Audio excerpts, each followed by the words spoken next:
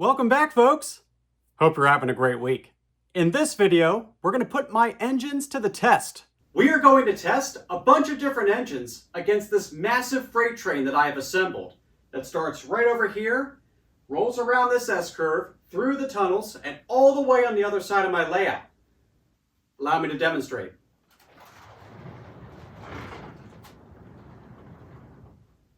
I have, 73 cars assembled around this layout. Wait. We should make that 75. Hold on. This gondola is currently the last freight car in the train. This is number 73. 74, we're going to pick this Lilo and Stitch car. No train is complete without a caboose. This is a long train. Let's see what engines can pull it. Treating this train layout like a giant lab is one of my favorite things to do. Are you ready? Sit back, relax, and enjoy. I don't know, buddy. I don't think you can do it.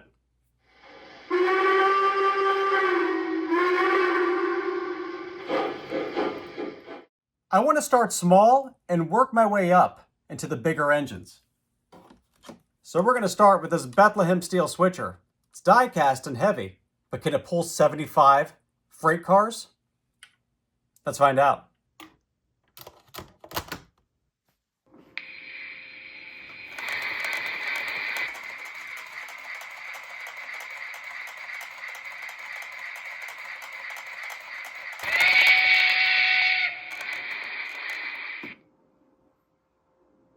Contestant number 1, fail.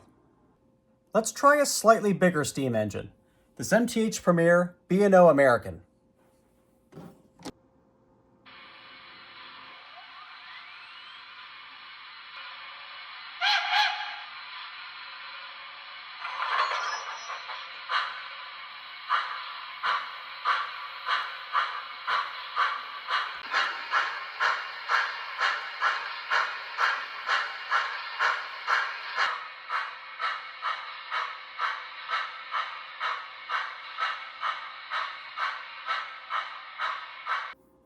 Gonna have to find a bigger engine. Let's try a classic Trainmaster. According to the internet, this engine will pull anything.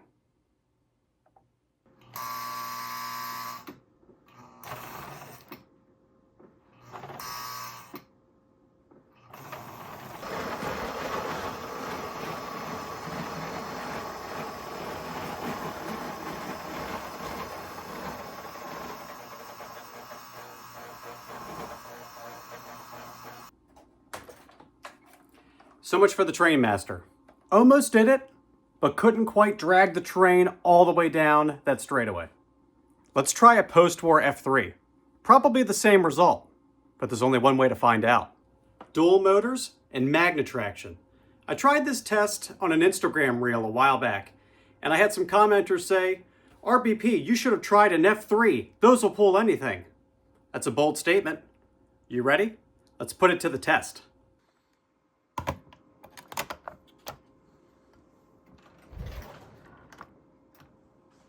Let's go.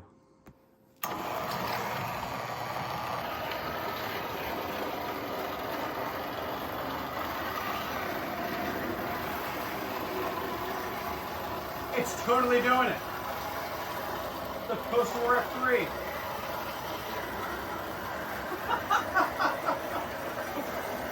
It's all the way over here, behind me, around me.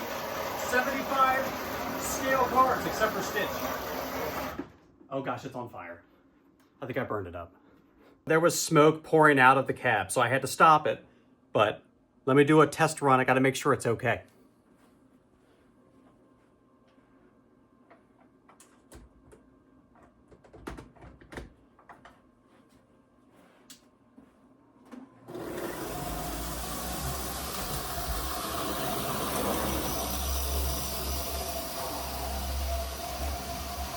That's why we didn't use the Santa Fe.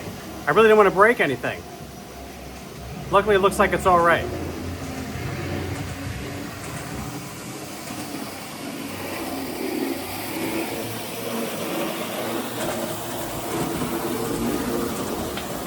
It's okay. It's okay, everyone. Since the Trainmaster failed to pull the train, I was positive this F3 wasn't going to perform. To my friends of the internet who told me the F3 could do it and I doubted you, I am sorry. Let's recap the test so far. The Bethlehem Steel Lionchief die-cast switcher, no go. The MTH Premier B&O American steam engine, no go. The MPC Era FM Trainmaster, no go. The post-war New York Central F3 pulled the train, even though it almost caught on fire. I want to give one more shot to the Lionchief product line. So let's try this Lionel Lionchief Plus 2.0 Berkshire throwback. If you followed my channel around Christmas time, it is very clear that this is my favorite Lionchief engine that Lionel has ever made. Mainly because it pays homage to the post-war era, which is my favorite era of Lionel. But it has all the good modern stuff, and it's a pretty heavy engine. All right, enough of me yapping. Let's test it.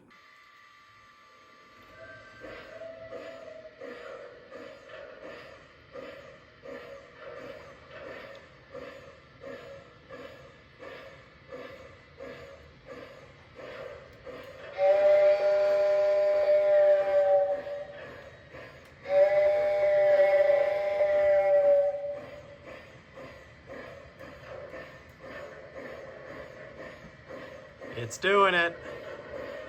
Not even breaking a sweat. You can see the cars in the tunnel moving. Wow, 75 cars. This Lionchief Plus 2.0 Berkshire throwback. Coming into the turn.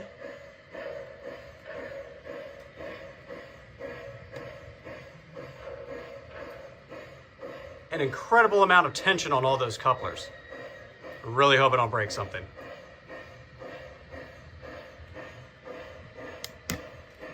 Got my F3 sitting right here. F3 is sitting right here because I don't trust it on the shelf because I think it's still on fire. Wow. All right, let's save those traction tires. Let's try some more scale engines. I'm gonna start with a smaller scale diesel. This is an MTH Premier GP9 in Western Maryland colors, dual motors and speed control. This should pull all these cars, right? Right?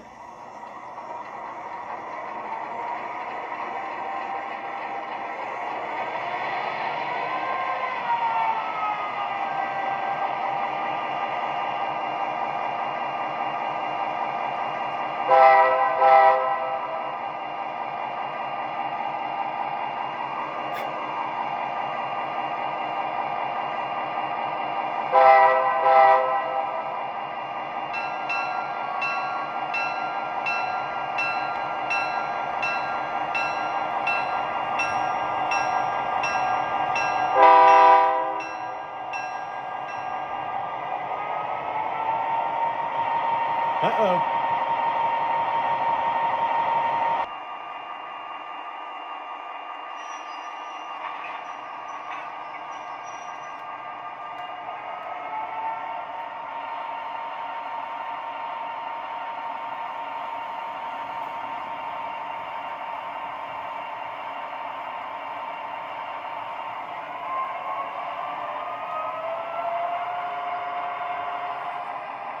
Clearly too much train for one GP alone.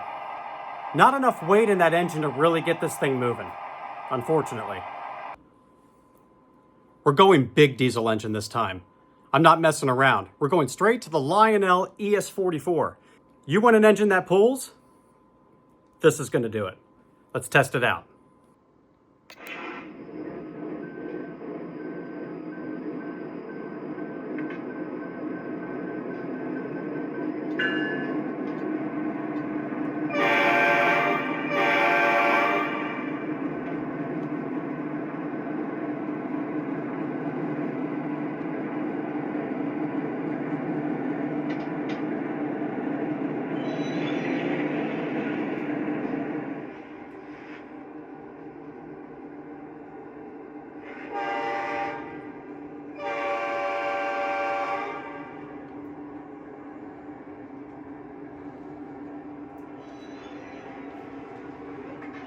Not even breaking a sweat.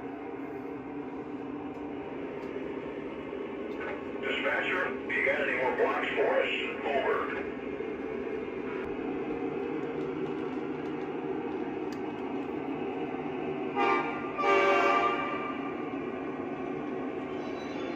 You can see the caboose in the tunnel over there. We're coming around the bend. The ES44 has been our toughest engine so far. You know what that means. It's time to break out the big steam engines. The first big steam engine we're going to test. This is MTH Allegheny that I haven't run in forever. Let's go. Whoa.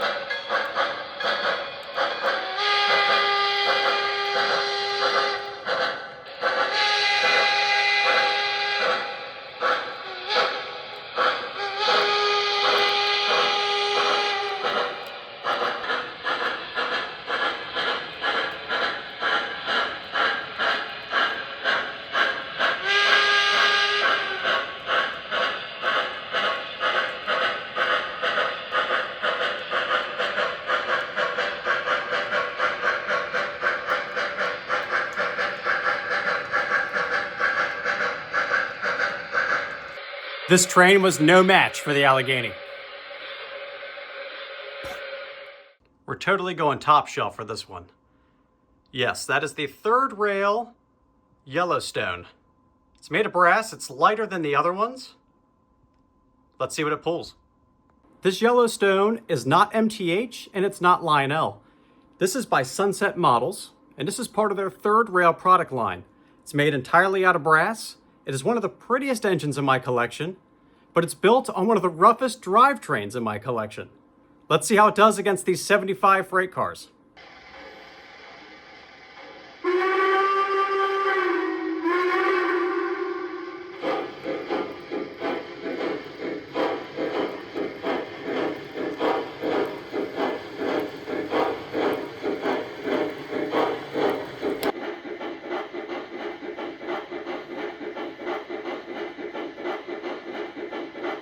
Not gonna do it. Too light.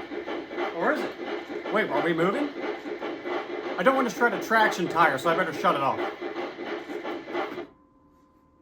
We tried. We struck out with the Yellowstone. It's okay. It's brass. It's light. We forgive you, Sunset Models. Let's try the MTH Premier Erie Triplex. I do have two of them on my shelf.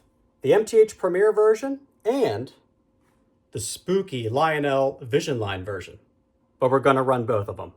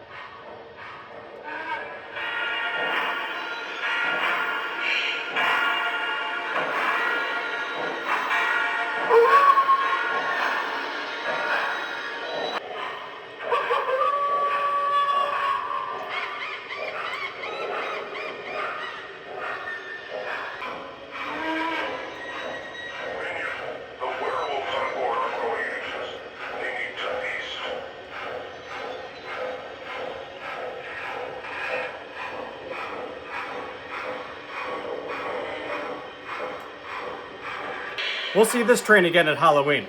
But for now, back to the shelf. Two engines remain in our test. We're moving up to the Union Pacific Railroad. We'll start with this Challenger in these Katy colors, and then we'll move on to the grand finale featuring none other than everyone's favorite, the Union Pacific Big Boy 4014.